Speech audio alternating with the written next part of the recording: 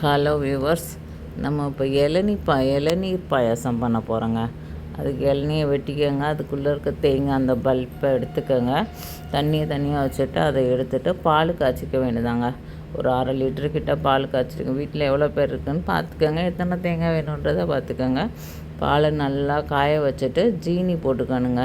ஜீனி ஒரு 5-6 ஸ்பூன், நான் கம்மியாக தான் போட்டேன், ஏன்னா தேங்காய் வேறு ஸ்வீட் இருக்குமே அப்படின்ட்டு. நான் நல்லா 2 இளநிக்கிட்ட தேங்காய் எடுத்திருக்கேன். இது கொஞ்சம் ஹார்டான இருக்குது தேங்காய், கொஞ்சம் பல்பாக லேசாக இருந்தால் இதை விட நல்லாவே இருக்கும்.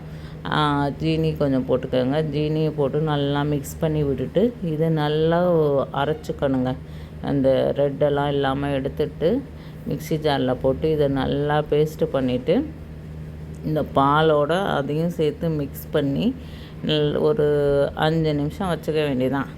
அவ்வளோதான், இளநீர் பாயாசம் ரெடி. நான் இதில் பாதாமோ இல்லை முந்திரி பருப்போ கிஸ்மிஸோ இல்லை கீயில் போட்டு நம்ம வறுத்து நம்ம நார்மல் பாயாசத்துக்கு போடுவோங்களோ அப்படிலாம் போடலை.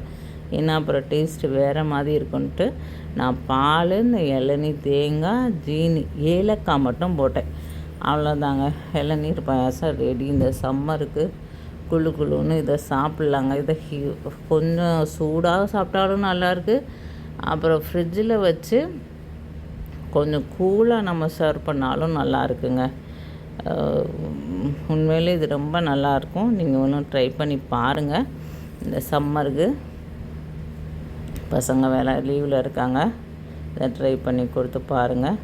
என்னோடய சேனல் பிடிச்சிருந்தா லைக் பண்ணுங்கள், ஷேர் பண்ணுங்கள், சப்ஸ்கிரைப் பண்ணுங்கங்க. ஓகேங்க, பாய்ங்க. அதுக்கு மேலே கார்னிஷ் அதை சொல்ல மாட்டேன், அந்த தேங்காயவே கொஞ்சம் மேலே போட்டு கார்னிஷ் மாதிரி போட்டு கொடுத்துருங்கங்க. ஓகேங்க, பாய்.